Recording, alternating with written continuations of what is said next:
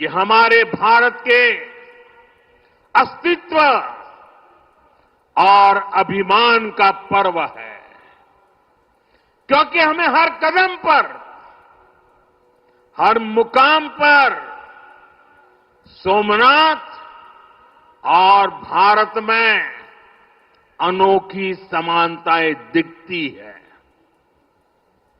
जैसे सोमनाथ को नष्ट करने के एक नहीं अनेकों प्रयास हुए, दुष्प्रयास हुए, उसी तरह विदेशी आक्रांताओं द्वारा कई सदियों तक भारत को खत्म करने की लगातार कोशिशें होती रही, लेकिन न सोमनाथ नष्ट हुआ और न ही भारत नष्ट हुआ,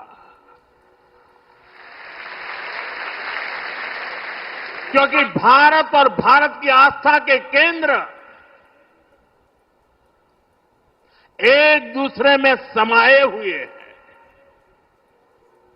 साथियों, आप उस इतिहास के बारे में कल्पना करिए।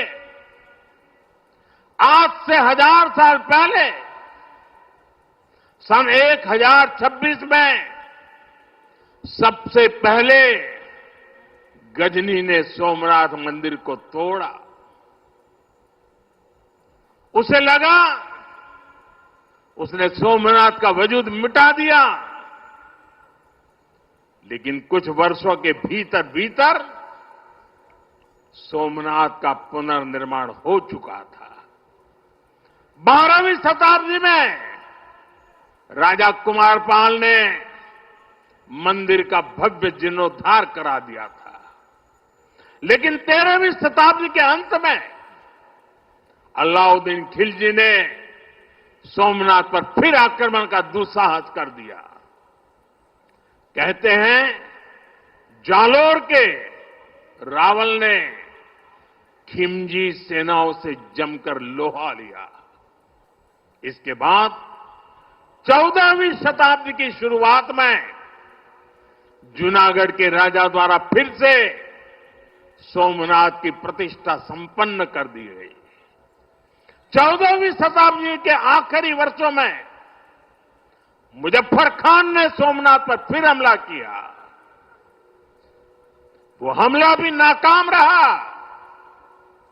15वीं शताब्दी में सुल्तान अहमद शाह ने सोमनाथ मंदिर को दूषित करने की कोशिश की और इसी शताब्दी में उसके पोते सुल्तान महमूद बेगड़ा ने सोमनाथ पर आक्रमण कर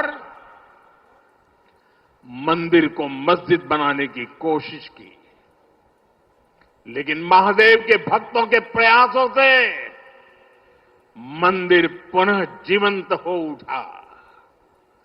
17वीं 18वीं शताब्दी में औरंगजेब का दौर आया। उसने सोमनाथ मंदिर को अपवित्र किया। सोमनाथ को फिर मस्जिद बनाने की कोशिश की। उसके बाद भी अहल्याबाई होलकर ने नए मंदिर की स्थापना कर सोमनाथ को एक बार फिर साकार कर दिया। यानी सोमनाथ का इतिहास विनाश और पराजय का इतिहास नहीं है।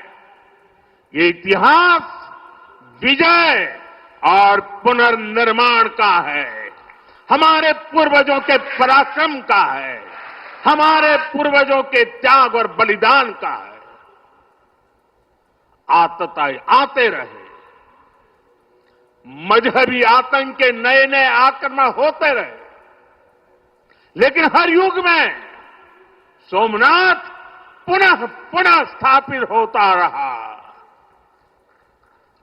इतनी सदियों तक का संघर्ष, इतना